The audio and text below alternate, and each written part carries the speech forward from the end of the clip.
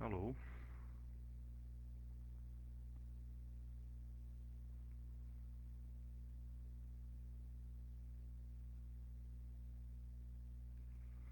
Hare Krishna, Hare Krishna, Krishna Krishna, Hare Hare, Hare Rama, Hare Rama, Rama Rama, Hare Hare. Hare Krishna, Hare Krishna, Krishna Krishna, Hare Hare, Hare Rama, Hare Rama, Rama Rama, Hare Hare. Hare Krishna, Hare Krishna, Krishna Krishna, Hare Hare, Hare Rama, Hare Rama, Rama Rama, Hare Hare. Hare Krishna, Hare Krishna, Krishna Krishna, Hare Hare, Hare Rama, Hare Rama, Rama Rama, Hare Hare. Hare Krishna, Krishna Krishna, Hare Hare, Hare Rama, Rama Rama, Hare Hare. Hare Krishna, Hare Krishna. Tudo bem, Marcelo? Bom dia. Você pode me dizer se eu tô com áudio? Se tem áudio no meu.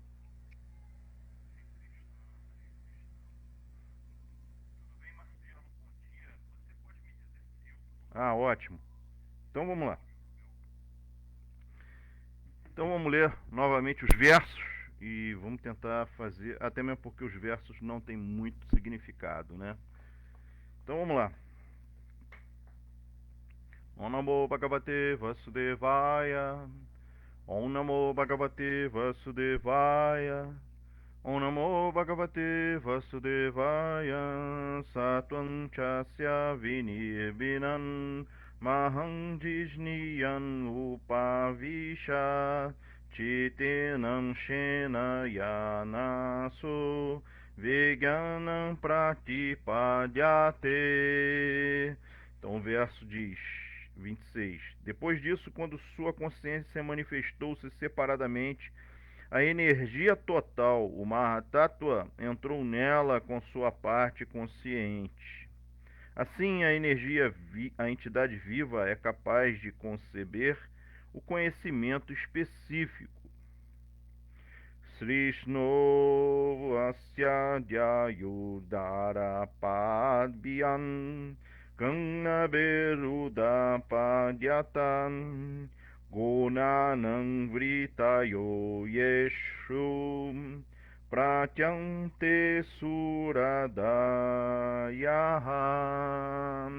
Então, depois então, da cabeça da forma gigantesca, manifestaram-se os planetas celestiais, e de suas pernas os planetas terrestres manifestaram-se separadamente, e de seu abdômen o céu manifestou-se separadamente.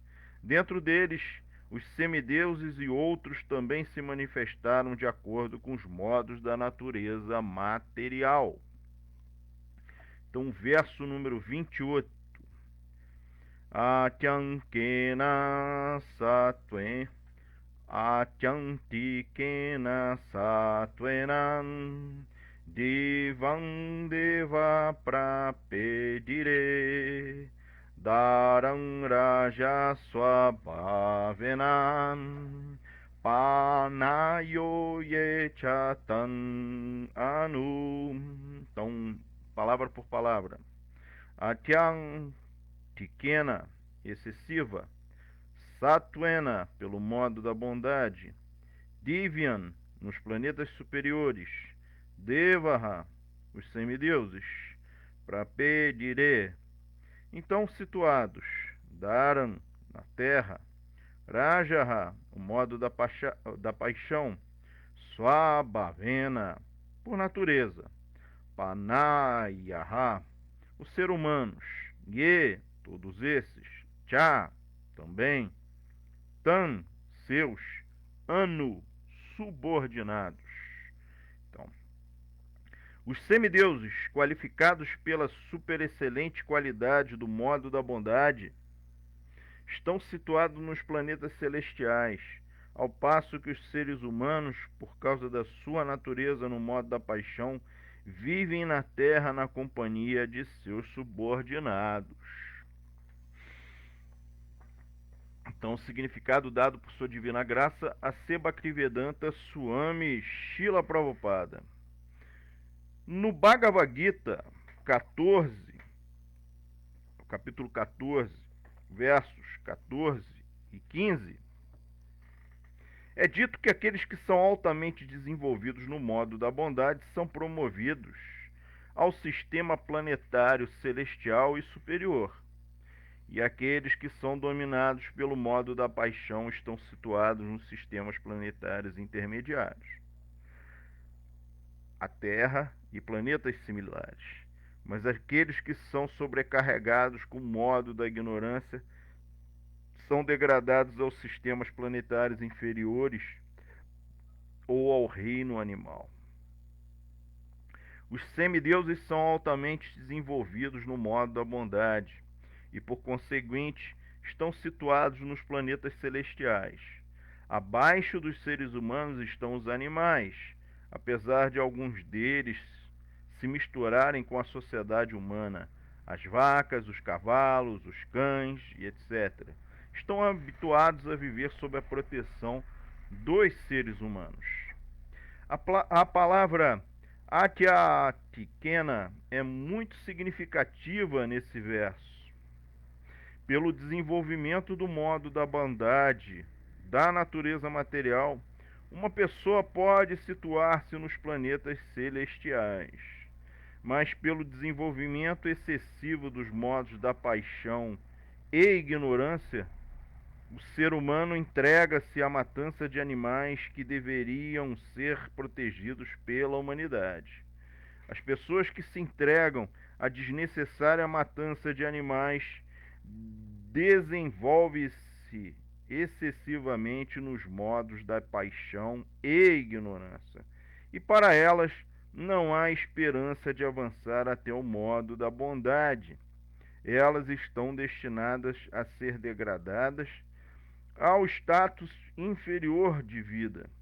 Os sistemas planetários são avaliados como superiores e inferiores em termos das classes de entidades vivas que neles vivem. Om Gyana Timirandasya Gyananjana Chalakaya Chakshuru Militandjana Tasmai Sriguravena Namaha. Sri Chaitanya Manobistan Staptanyana Bhutale Soyanru Pahakadamahyam Dadati Swapadantikam Vanderam Siguru Siutapa Kamalam Siguru Vaishnavancha Sirupam Sagrajantam Sahagana Ragunata Vitantam Sadivam Sadvaitam Savadutam Parijana Sahitam Krishna Chaitanya Devam Sirada Krishna Padam Sahagana Lalita Sri Vishakam Vitanscha.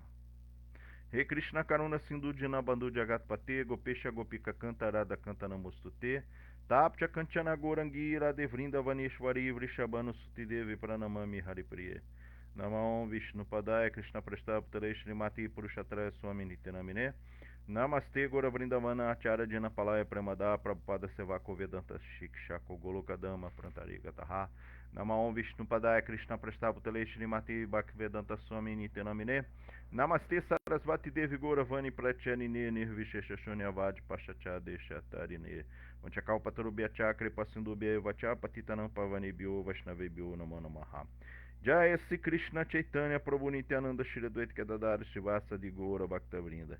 Hare Krishna Krishna Krishna Hare Hare Hare Rama Rama Rama Hare Hare.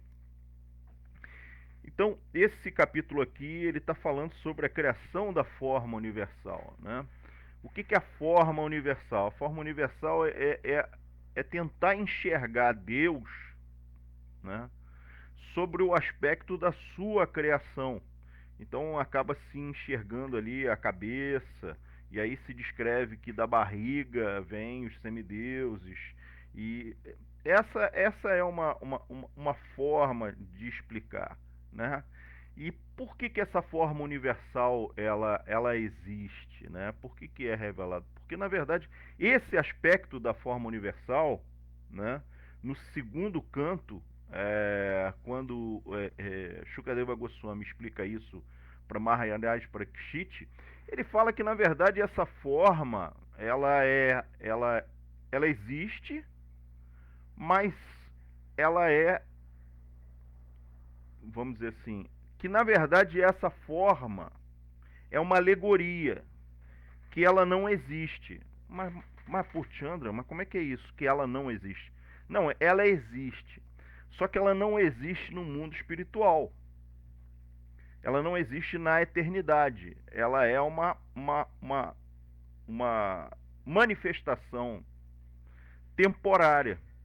E ela tem uma finalidade específica. Ela tem a finalidade específica de despertar naqueles que são ateus, que não têm desejo nenhum de conhecer, que na verdade não conhecem nada acerca da transcendência, através da observação da natureza material, dessa grande forma universal dos planetas e etc., ele começa a se perguntar internamente se existe algo além disso tudo e como é que isso está tudo perfeitamente ordenado, né?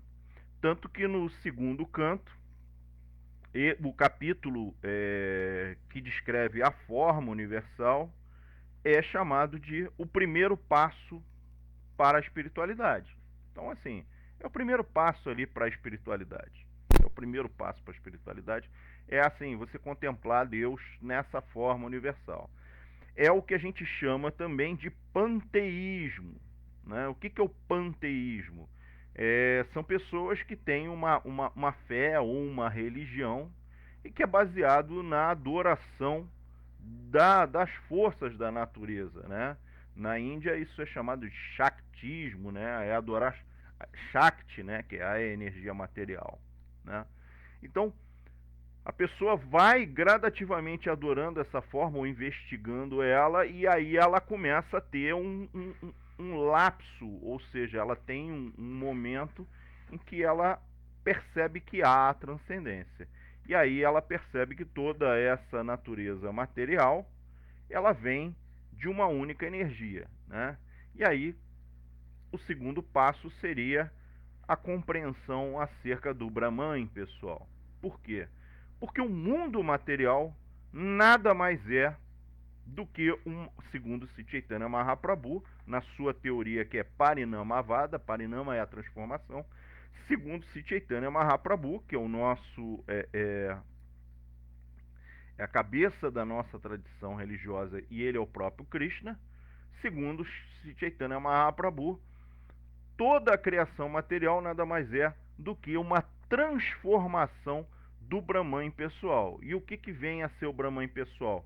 É apenas uma refulgência do corpo de Bhagavan. Então, percebam que, estando nós aqui nesse mundo material, né, algumas coisas ocorrem nesse mundo material, mas uma delas, que é a mais forte, é o esquecimento. O esquecimento ou a ignorância, a avidya, a ignorância acerca daquilo que nós somos, de qual é a nossa posição constitucional, né? A gente não sabe o que nós somos, qual é a nossa posição, e a gente muitas vezes não sabe nem que existe um Deus, etc., né? Mas Krishna, sendo muito misericordioso, o que ele faz? Ele revela todo o tátua, que é todo o conhecimento, toda a verdade, mas ele não revela para uma classe específica de pessoas. Ele revela para todos os tipos de pessoas. Então, para as pessoas que estão completamente em ilusão, em completa ignorância, uma das formas dela começar a entrar no processo de conhecimento é através da compreensão, através da forma universal. O segundo passo seria ali a meditação no Brahman pessoal. Depois tem a meditação no Paramatma, que é um outro aspecto de Deus, que é localizado no coração, mas que também permeia toda a criação, né? E aí finalmente a gente chega em Bhagavan, que é, a gente começa a ter a realização de que Deus é uma pessoa. Ok? Então, esse conhecimento é para todo tipo de pessoa. E também para todo tipo de desejo. Né? Por quê? Porque na literatura védica, a gente vai encontrar 3 caminhos, ou 3 kandas. Né? O primeiro kanda se chama Karma Kanda. É o caminho de karma. Né? Então, em Karma Kanda, o que vai se explicar para a pessoa, e isso está presente na Bhagavad Gita. A Bhagavad Gita ela é exatamente dividida nesses 3 kandas. Então, os 6 primeiros capítulos da Bhagavad Gita vai tratar sobre o quê? Sobre karma, karma kanda. Então, Krishna ali vai explicar o que é a ação, né? Qual é o resultado daquilo que nós fazemos aqui nesse mundo, né? Então Krishna ele vai explicando isso tudo, vai explicando que nós somos almas espirituais que temos corpos materiais e que tudo aquilo que nós realizamos nesse mundo, né, fica acumulado em uma memória. E é essa memória de tudo aquilo que nós fazemos é que vai determinar o nosso próximo nascimento. É a famosa transmigração, ou como chamam, reencarnação. Então, o que vai determinar o meu próximo corpo? São as ações que eu for realizar aqui nesse mundo. As ações que eu realizo nesse mundo agora e as ações que eu realizei no passado. Por quê? Porque existem o resultado das minhas ações, elas podem frutificar ainda nessa vida, na próxima vida ou em vidas muito futuras, né? Então Krishna vai explicar todo esse mecanismo, né? Por que ele explica isso? Porque tem muitas pessoas que não têm nenhum conhecimento sobre isso. A questão de compreender a reencarnação, né, é uma das coisas mais básicas para a transcendência, para compreender a transcendência. Então, a primeira coisa mais básica é compreender que nós não somos o corpo, que nós somos a alma espiritual. A segunda coisa é compreender que esse corpo material ele é temporário, que quando ele fica velho, quando ele fica gasto, quando ele fica incapaz de manter a alma espiritual, ou seja, de ter a alma espiritual ali dentro, o que ele faz? Ele morre, a alma espiritual abandona esse corpo e toma um corpo novo. Nós somos essa alma espiritual que abandona o corpo. Inclusive, é explicado na Bhagavad Gita que o corpo é como uma veste para a alma espiritual. A veste ficando velha, a veste ficando rota, ela joga fora aquela roupa e pega uma roupa nova, né? E o que vai determinar a próxima roupa? É tudo o resultado das nossas ações nesse mundo, né? Então, se tivermos ações piedosas, se fizemos ações piedosas nesse mundo, se fizemos caridade, se fizemos coisas boas, né, a gente vai ter uma conta positiva. Então a gente vai receber numa próxima vida um corpo melhor. Ou seja, nós vamos nascer mais inteligentes, com mais atributos de beleza, com mais inteligência, sim, porque a inteligência está diretamente ligado ao karma, com mais sorte, com mais facilidades materiais, ou seja, você vai ter mais facilidades para conseguir opulência material. É assim, mas pô, você pode ver ali, você pega 2 pessoas ali, entrega a mesma quantidade de dinheiro para eles, eles montam o mesmo tipo de negócio, um prospera e o outro não prospera. Um vai, ganha uma quantidade enorme de dinheiro e o outro vai lá e fecha. É o karma, né?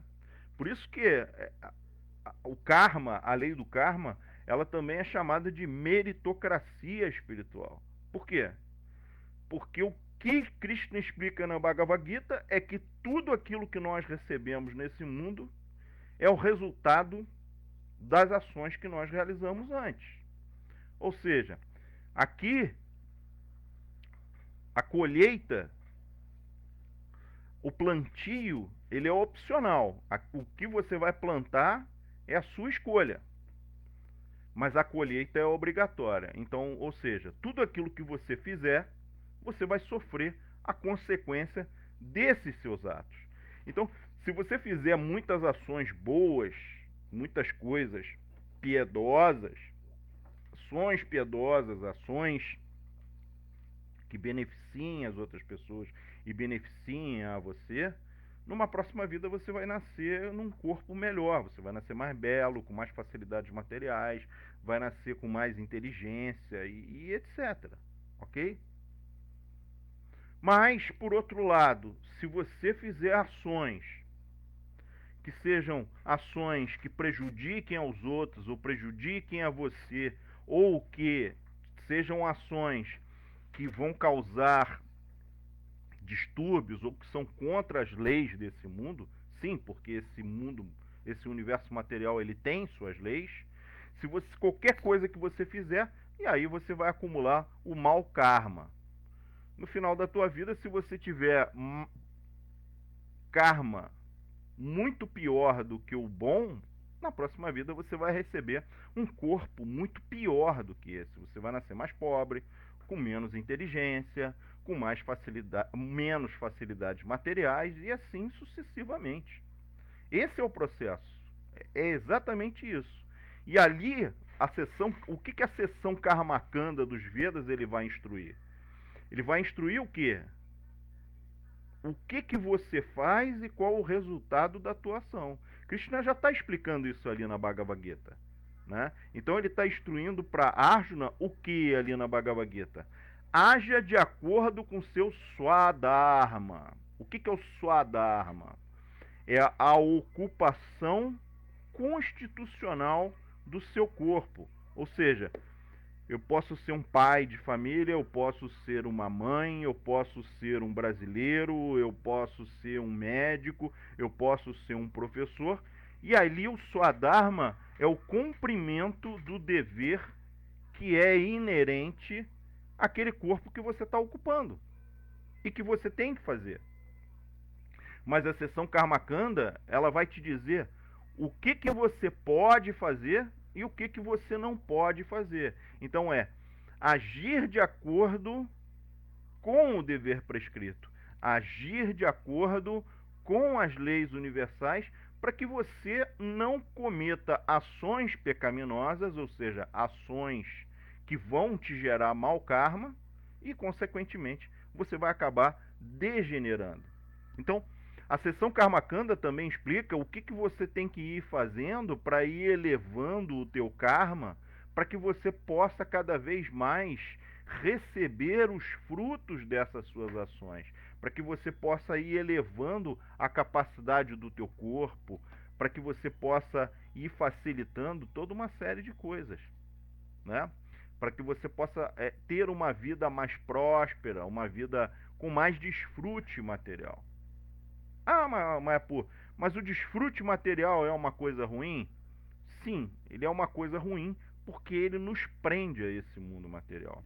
Mas a sessão Karmakanda, ela vai explicando para a pessoa qual é a consequência do karma, a pessoa vai agindo de acordo com o que está prescrito ali, e ela vai gradativamente elevando a sua consciência para poder alcançar outros patamares, para que ela possa buscar outras coisas além do desfrute material. Então, para aqueles que desejam desfrute material e muito desfrute material, o que é recomendado é a sessão Karmakanda. Que a parte mais elevada da sessão Karmakanda é quando você faz ações em que você acumula karma tão bom que já não existe mais nenhum corpo aqui nesse mundo aqui, né, Buloka, que possa te possibilitar aquilo, o karma que você tem. E aí o que acontece? Você é elevado aos planetas celestiais, ao plano que estão os semideuses. Então, a sessão Karmakanda, ela objetiva, em última instância, a que a pessoa eleve a sua consciência, e aí a consciência dela também vai entrar no modo da bondade, isso que é importante, porque esses versos aqui estão falando também que os semideuses, eles estão no modo da bondade, né? Então, para poder adentrar o plano dos semideuses, é necessário que a consciência também esteja no modo da bondade, porque não adianta tentar entrar lá com a consciência totalmente tomada de Rajaguna, do modo da paixão, porque você não vai entrar, né?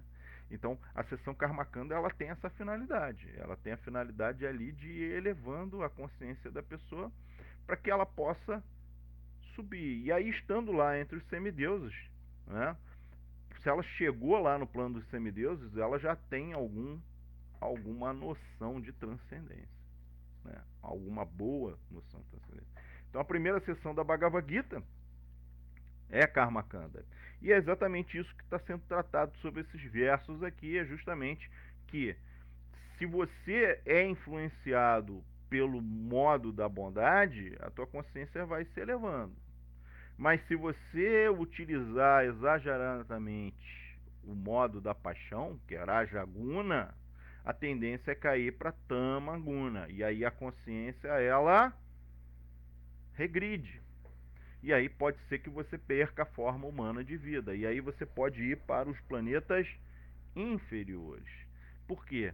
Porque são sete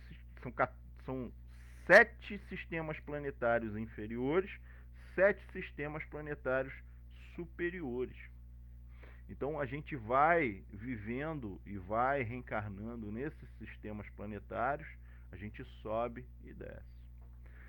Mayapur, é possível a gente fazer tantas coisas boas e aí de repente a gente consegue ali nascer no plano dos semideuses, né? A gente vai para o plano dos semideuses e aí lá a gente continua essa evolução para ir subindo, até que a gente consiga a liberação? Não. Esse é um pensamento essa é a influência do pensamento positivista, que é ali do século XIX e que também influencia uma doutrina religiosa chamada Espiritismo. O Espiritismo ele apregoa que todas as pessoas nascem em ignorância, todos os seres nascem em ignorância, e eles vão evoluindo a sua consciência e vão subindo para os planos superiores, né? A gente também entende da mesma coisa, da mesma forma. Só que os espíritas, eles entendem que não existe involução. Um espírito que, tendo evoluído, ele não involui. Já nós, a literatura védica diz que involui. Por que involui? Porque os semideuses também, eles estão envolvidos com atividade de desfrute dos sentidos. E eles estão diretamente envolvidos com os modos da natureza material. E à medida que você vai se envolvendo com os modos da natureza material, você também pode degradar a sua consciência. A gente vai ver, por exemplo, o Senhor Brahma. O Senhor Brahma, ele foi criado a partir do Senhor Vishnu, né? Ele é o primeiro ser criado.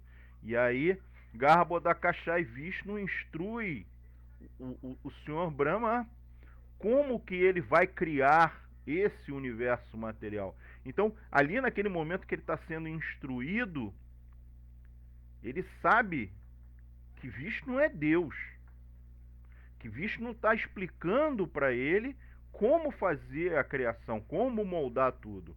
Mas à medida que ele vai fazendo a criação, que ele vai desenvolvendo todo esse processo de criação, e aí depois ele começa o processo de meditação, e ele vai se situando no modo da bondade, chega um determinado momento que às vezes ele se confunde. E aí vem o esquecimento. E aí ele esquece que ele não é Deus. E às vezes tem momentos que ele esquece que ele não é Deus e ele acha que ele é Deus porque ele criou isso tudo. Então, esse esquecimento é justamente por causa da influência nos modos da natureza material. Por quê? Os modos na natureza material é como um oceano, né? É como um oceano. Então, o modo da paixão, quando você está no mundo material, você está boiando ali naquele oceano e as ondas estão te jogando de um lado para o outro. Esses são os modos da natureza material. E às vezes tem ondas que te jogam para o fundo. Essa analogia é para mostrar que, na verdade, a gente tem muito pouco controle sobre a nossa vida. Que é o tempo todo. Rajaguna e Tamaguna estão ali, ó, jogando com a gente, né?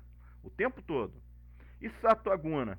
Satoguna é como se fosse a praia ali, né? É a borda desse oceano, em que você pode estar com água aqui no pescoço, no peito, aqui.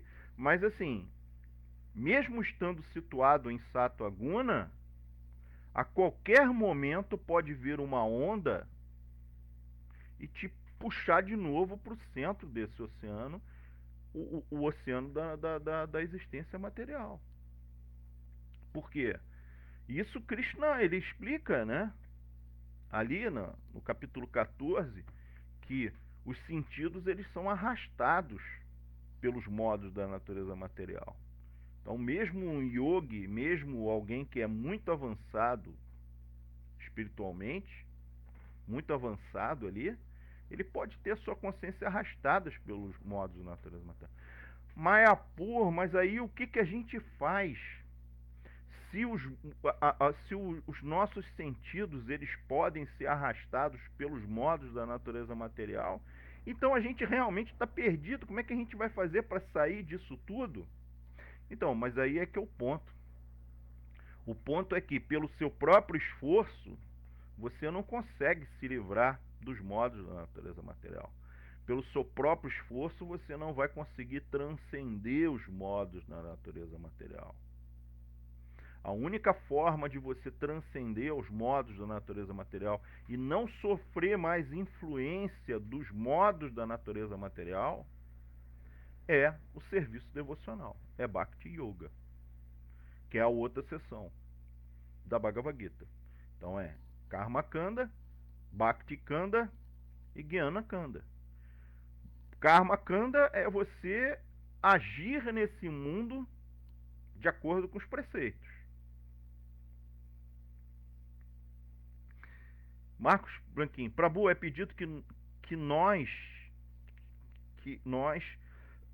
transcendemos esse modo de bondade material. Como distinguir a bondade material da espiritual? Na verdade, assim, o modo da bondade é um modo só, tá, Marcos? Esse modo é o modo da natureza material, é o modo da bondade, tá? Ele é o modo da bondade. Espiritualmente falando, não existe os modos. Não existe o modo da ignorância, não existe o modo da bondade, não existe. O que existe é Shuddha Sattva, né? Que é a bondade pura, que é a bondade pura, que é algo que já é transcendental, né? Então o que Krishna ele vai explicar? Ele vai explicar o seguinte: que você fazendo Karma Kanda, você vai gradualmente elevando a tua consciência e você vai chegar no modo da bondade. Mas que você não está seguro ali no modo da bondade. Por quê? Porque você ainda está cheio de desejos dentro do teu coração. Então, Karma Kanda é você agir de acordo com os preceitos que estão para que você não tenha mau karma, para que você eleve a tua consciência. Já Jnana Kanda é o outro extremo. O Jnana Kanda é não agir, é você buscar não fazer ações para não acumular karma. Por quê? Porque tanto o karma bom quanto o karma ruim, eles nos prendem a esse mundo. O karma ruim vai nos prender a esse mundo no sofrimento. E quando você sofre, você não pensa na transcendência. Você não consegue pensar em transcendência. Você está sofrendo muito. Você só pensa no sofrimento, sofrimento, sofrimento, sofrimento. Ok? O outro extremo é o quê? Desfrute. É o karma bom. Então, se você tiver muito desfrute, para que você vai buscar transcendência? Percebe? Então, o que Krishna ele faz? O que Krishna ele explica? Ele fala o seguinte, que não é você tem que agir e que você não deve renunciar à ação. O teu dever prescrito você deve fazer. Ou seja, ele fala assim, ó, renúncia não é por aí. Não é simplesmente, agora eu não vou fazer mais nada e tudo mais. Não. Faz o teu dever prescrito, cumpre o teu dever prescrito, mas vai se desapegando do desejo do fruto da tua ação. Aí você começa a praticar Niskama Karma Yoga, ou seja, é praticar a ação sem o desejo do fruto da ação. Você não faz mais as coisas desejando o resultado da ação, que é o que o Karma faz. O Karma, ele faz tudo aquilo porque ele está visando o resultado. E o resultado que ele vai obter é de acordo com o modo da natureza material em que ele se encontra. Percebe? E o Gyani? O Gyani, ele faz a ação, mas ele vai se desapegando do fruto da sua ação. E gradativamente ele vai mudando seu estilo de vida e cada vez mais ele vai tendo uma vida cada vez mais neutra. É a negação desse mundo. E aí Krishna, ele explica o quê? Que tanto o Karma, ele tem muito desejo, ok? E o Gyani, ele está tentando se livrar do desejo. Mas o desejo, a compulsão pelo desejo, apesar do Gyani, ele está tentando suprimir e reprimir esse desejo, o desejo ainda vai continuar lá dentro dele. Ou seja, ele pode realizar, ele pode fazer, conduzir a sua vida para não cometer ações pecaminosas. Mas a semente do desejo de cometer ações pecaminosas ainda está lá dentro do coração dele. E a qualquer momento um modo da natureza material pode fazer com que essa semente ela desfrute. Qual é a diferença de Bhakti para essas duas? É que Bhakti mata a semente de cometer atividades pecaminosas.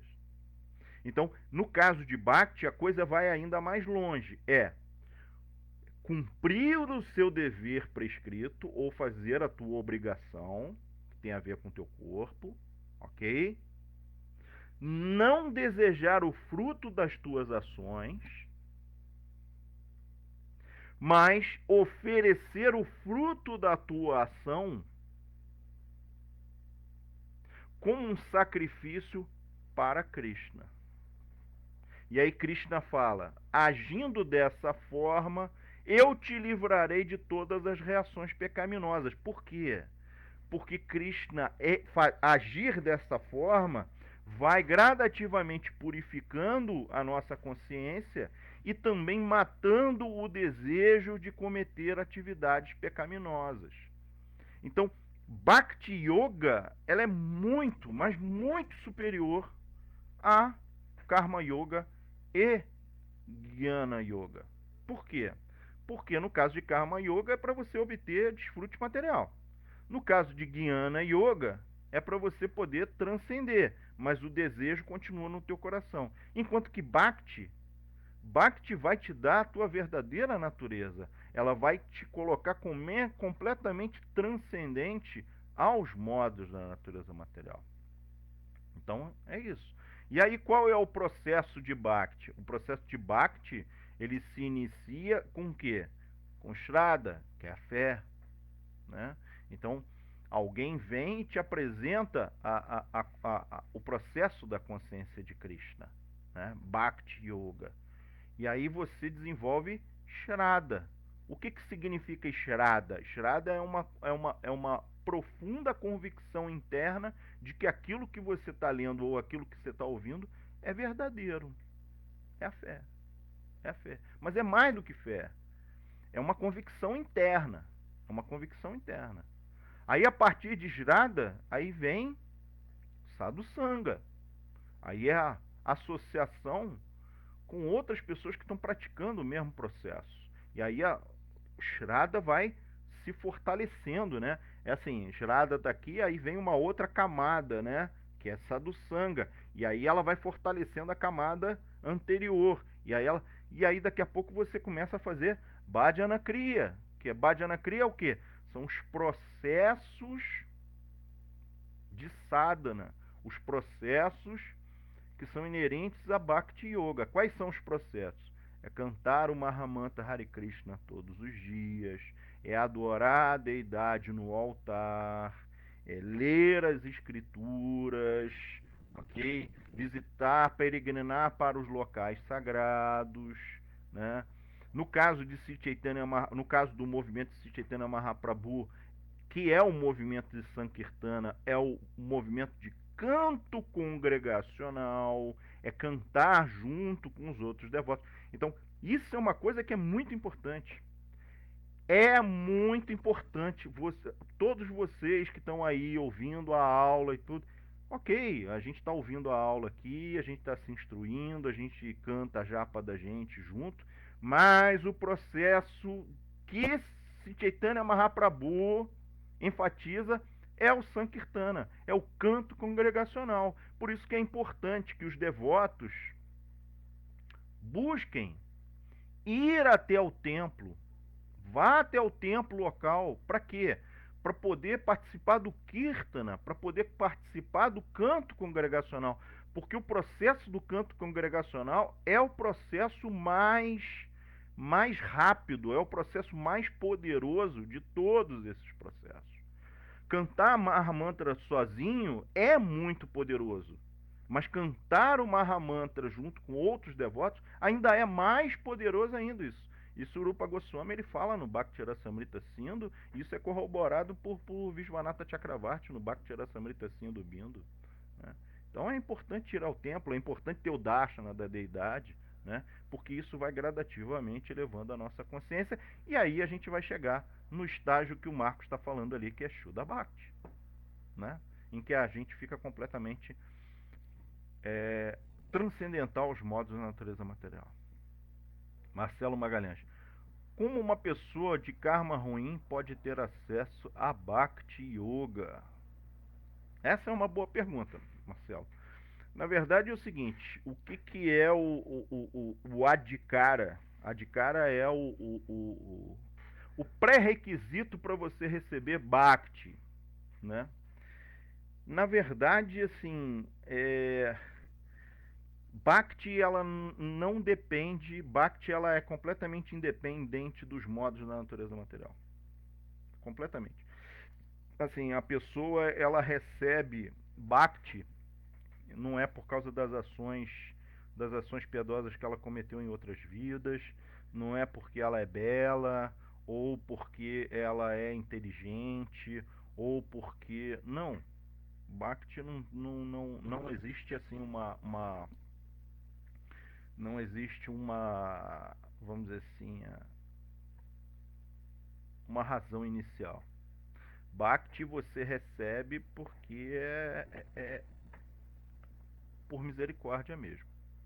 Agora, quem é que outorga Bhakti? Quem é que dá Bhakti? São os devotos de Krishna.